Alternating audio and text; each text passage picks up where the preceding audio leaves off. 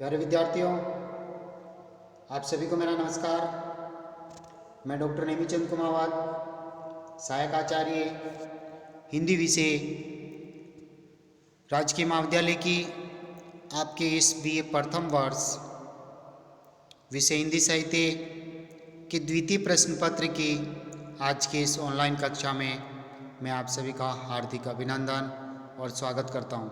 प्यारे विद्यार्थियों, महर्षि दयानंद सरस्वती विश्वविद्यालय के द्वारा आपका जो पाठ्यक्रम निर्धारित किया गया है हिंदी साहित्य के इस द्वितीय प्रश्न पत्र का, ये 100 अंकों का पाठ्यक्रम है जिसमें 40 अंक भाषा विज्ञान के लिए निर्धारित है और 60 अंक हिंदी साहित्य के इतिहास के लिए निर्धारित है। यानी 40 अंकों का जो पाठ्यक्रम है वो हिंदी भाषा का उद्भव और विकास, प्राचीन आर्य भाषाएं, मध्यकालीन आर्य भाषाएं, आधुनिक आर्य भाषाएं, भाषाओं का वर्गीकरण, हिंदी की 18 उपबोलियाँ और साथ ही राजस्थानी भाषा का उद्भव विकास, उसकी बोलियाँ, भाषा वैज्ञानिक परिचय, ब्रज भाषा उसका उद्भव विकास, उनकी प्रमुख बोलियाँ, भाषा वैज्ञानिक विशेषताएं, अवधी भाषा उद्भव विकास, उसकी बोलियाँ और भाषा वैज्ञानिक विशेषताएं। तो ये कुल मिलाकर के जो जितने भी मैंने अभी विषय वस्तु आपको बताई, ये हमने पिछले ऑनलाइन कक्षाओं में पढ़ लिया है। मैंने हर भाषा पर एक तरह से मॉडल आंसर तैयार करते हुए आपको बड़े विस्तार से पढ़ाया था। तो ये 40 अंकों का पाठ्यक्रम हमने पिछली ऑनलाइन कक्षाओं में पढ़ लिया है। साथ ही हिंदी साहित्य के इतिहास का जो 60 अंकों का जो पाठ्यक्रम है, उनमें से हमने आदिकाल से जुड़ी विषय सामग्री को भी पिछली ऑनलाइन कक्षाओं में पढ़ लिया। और अभी हाल ही की 5-6 ऑनलाइन कक्षाओं से हमने आरंभ किया था भक्ति काल को, जिसमें भक्ति काल की विविध काव्य, विविध परिस्थितियों पर हमने चर्चा की थी, परिवेश और परिस्थितियों पर हमने बात की थी। और एक जो मॉडल आंसर जिस पर हमने चर्चा की है, संत काव्यधारा की प्रमुख काव्य प्रवृत्तियों पर साधारण प्रकाश डाला, समीक्षा की, उन पर विस्तार से चर्चा की। और अभी हाल ही की इन 2-3 ऑनलाइन कक्षाओं से हम पढ़ते आ रहे हैं सूफी काव्यधारा की प्रमुख काव्य प्रवृत्तियाँ, उनकी विशेषताएँ, जिसमें हमने 6 बिंदुओं तक पिछली ऑनलाइन कक्षा में पढ़ लिया था, 6 विशेषताएँ पढ़ ली थी। उसी क्रम को जारी रखते हुए आज हम 7वीं विशेषता की ओर आगे बढ़ रहे हैं। देखिए, 7वीं काव्य विशेषता कथा संगठन एवं काव्य रूढ़ियाँ। सूफी कवियों ने प्रबंध काव्य लिखे जिनमें कथा तत्व का समावेश है। इनके कथा स्रोत भारतीय पुराण, इतिहास एवं अन्य लोक प्रचलित प्रेम कहानियाँ हैं। इनकी प्रेम गाथाएँ एक ही सांचे में ढली हुई हैं, जिनमें शिथिलता और कहीं कहीं नीरसता भी दृष्टिगोचर होती है, यानी नीरसता का समावेश भी हो गया है। इन कवियों की रचनाओं में भारतीय एवं ईरानी काव्य रूढ़ियों का समावेश है। इन प्रेम गाथाओं में प्राय सभी काव्य रूढ़ियाँ मिल जाती हैं जो परंपरा से चली आ रही हैं, जैसे चित्र दर्शन, यानी केवल तस्वीर को देखने मात्र से नायक का नायिका के प्रति प्रेम होना। स्वप्न दर्शन, स्वप्न में नायक नायिका एक दूसरे से मिलना या उनमें प्रेम की उत्पत्ति होना। या सूक सारिका, यानी किसी तोते या किसी सारिका के द्वारा नायिका के रूप सौंदर्य का जो वर्णन है, उसको सुनने के उपरांत नायक उनके प्रति आसक्त हो जाता है। और पशु पक्षियों के माध्यम से नायक नायिकाएं एक दूसरे के प्रति संदेश भेजना, या किसी मंदिर उपवन में वहाँ उनका मिलन, कहीं अपहरण। तो इस तरह की जो ये काव्य रूढ़ियाँ जो परंपरा से जो चली आ रही है, इन्हीं काव्य रूढ़ियों का इन सभी सूफी कवियों ने इन काव्य रूढ़ियों को अपने काव्यों में स्थान दिया है। यानी जैसे चित्र दर्शन, स्वप्न दर्शन, सूक सारिका द्वारा ये नायिका के रूप सौंदर्य को देख करके उनका वर्णन किया जाना और उसी को ही कानों के द्वारा सुन करके नायक के द्वारा आसक्त होना। और पशु पक्षियों के द्वारा संदेश भेजना, ये दूत बन के जाते हैं। साथ ही किसी मंदिर में अपहरण होना या वहाँ विवाह होना या फिर उपवन में मिलन आदि की जो ये काव्य रूढ़ियाँ जो परंपरा से जो चली आ रही है, इन सभी को इन सूफी कवियों ने अपने अपने काव्यों में स्थान दिया है। इसी प्रकार कुछ कथानक रूढ़ियाँ ईरानी साहित्य से भी ली गई हैं, जैसे प्रेम व्यापार में परियों एवं अलौकिक शक्तियों का सहयोग, प्रेमिका द्वारा प्रेमी को गिरफ्तार करवाना आदि। जैसे पद्मावत में समुद्री तूफान से नौका का टूट जाना तथा शंकर और पार्वती द्वारा सहायता करना, इसी प्रकार की कथानक रूढ़ियाँ हैं। अब हम अगली काव्य विशेषता की ओर आगे बढ़ते हैं। काव्य प्रवृत्ति है 8वीं काव्य प्रवृत्ति सूफी काव्य धारा की। नायक नायिकाओं का चरित्र चित्रण, ये सभी प्रेम काव्यों की प्रमुख काव्य प्रवृत्ति है।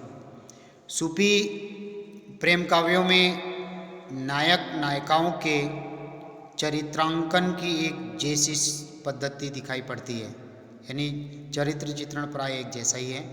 नायक को प्राय हर जगह राजकुमार दिखाया गया है, उसे सहृदय, साहसी, प्रेमी एवं पर दुख कातर आदि विशेषताओं से युक्त बताया गया है, आदि स्वाभाविक गुण उसमें बताए गए हैं।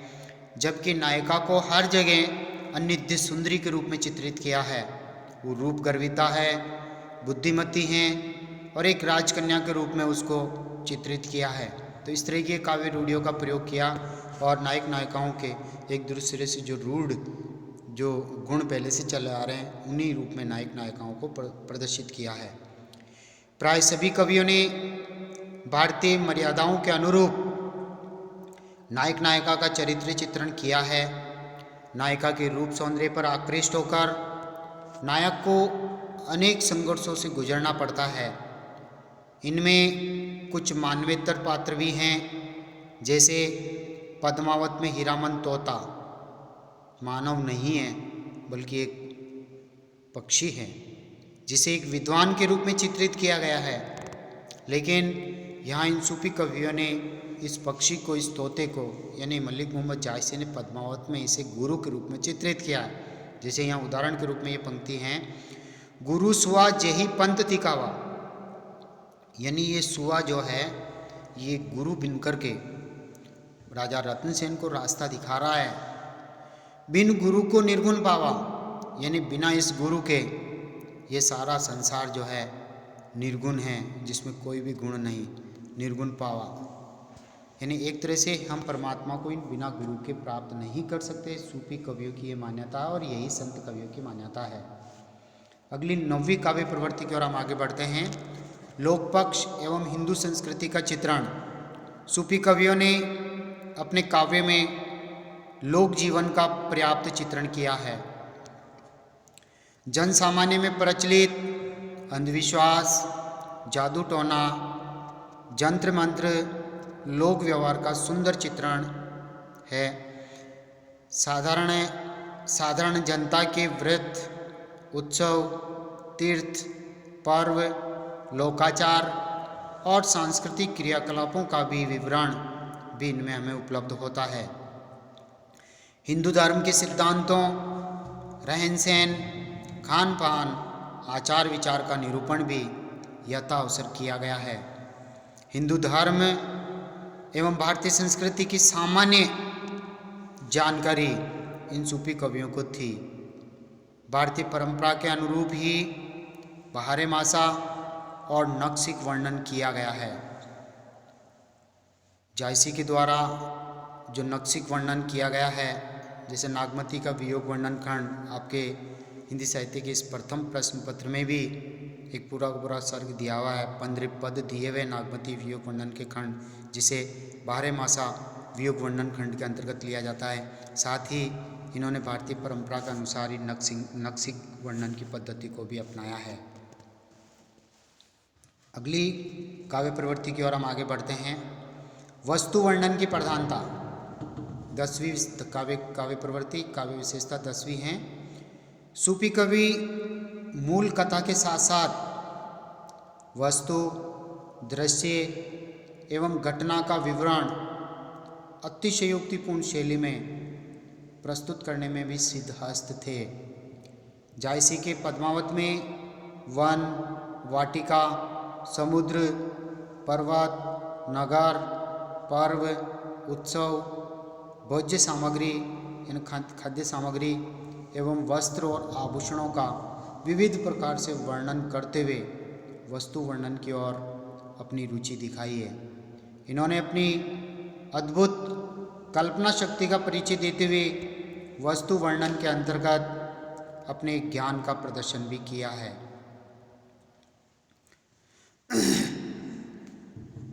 अगली काव्य प्रवृत्ति है प्रकृति चित्रण की मनोरम झांकी, यानी प्रकृति का मनोरम चित्रण इन सभी सूफी कवियों ने अपने प्रेम काव्यों में किया है। प्रकृति जहाँ संयोग के क्षणों में जहाँ आलंबन रूप में चित्रित हुई है, वियोग के क्षणों में जहाँ उद्दीपन रूप में चित्रित हुई है, लेकिन मनुष्य के रूप में ये कहीं कहीं वस्तु वर्णन बन के, कहीं कहीं प्रेरक बन करके, कहीं कहीं मनोरंजन के रूप में भी प्रकृति चित्रण हुआ है। तो यहाँ देखिए प्रकृति चित्रण की मनोरम झांकियाँ इन सूफी कवियों के काव्य में। सूफी कवि प्रकृति को परमात्मा का प्रतिबिंब मानते हैं। इस दृष्टि से इन्हें प्रकृति अत्यंत प्रिय है। ये प्रकृति को परमात्मा तक पहुँचने का साधन मानते हैं। साथ ही सृष्टि के कण कण में ईश्वरीय ज्योति के दर्शन भी ये करते हैं। जायसी के पद्मावत में प्रकृति के अनेक सुंदर एवं हृदयग्राही चित्र हमें देखने को मिलते हैं। जैसे एक उदाहरण यहाँ प्रस्तुत है, आस पास बहु अमृतवारी, फरी अपूर होई रखवारी, नवरंग नींबू सुरंग जंभीरा, ओ बादाम बहु भेद अंजीरा। देखिए वस्तु वर्णन सिंगलदीप का। आसपास यानी उसके चारों ओर, मानसरोवर के चारों ओर मानसरोवर वर्णन है।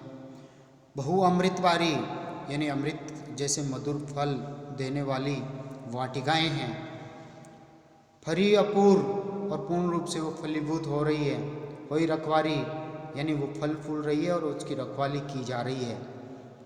नवरंग नींबू, नवरंग यानी नारंगियों, नारंगियाँ फल फूल रही है, नींबू झूम रहे हैं। सुरंग जंभीरा और सुंदर सुंदर रंग की जमेरियाँ भी वहाँ झूम रही है, यानी पक रही है, फल के रूप में खिल रही है। और बादाम बहु भेद अंजीरा, बहुत तरह तरह के अंजीर के पौधे और बादाम भी वहाँ पर खिल रही है, यानी बादाम के पौधे हैं, बादाम वहाँ पर लग रही है। तो इस तरह की प्रकृति के सुंदर हृदयग्राही चित्र इन कवियों ने प्रस्तुत किए। ऐसे लगता है कि इनका प्रकृति के प्रति ज्ञान बहुत गहरा था। फल फूल वनस्पति इनके प्रति बहुत ज़बरदस्त ज्ञान था इन सूफी कवियों का। सूफी कवियों ने प्रकृति का बारह मासा वर्णन किया है, जिनमें अनेक शैलियों का समावेश है। आलंबन, उद्दीपन, आलंकारिक यानी आलंबन रूप में प्रकृति चित्रण, उद्दीपन रूप में प्रकृति चित्रण, आलंकारिक रूप में, भावात्मक रूप में, रेशात्मक रूप में, उपदेशात्मक रूप में, प्रतीकात्मक रूप में, यानी इन सभी शैलियों का प्रयोग करते हुए इन सूफी कवियों ने प्रकृति की बड़ी ही मनोरम झांकियाँ अपने प्रेम काव्यों में प्रस्तुत की है। अगली काव्य प्रवृत्ति है खंडन मंडन की प्रवृत्ति का अभाव।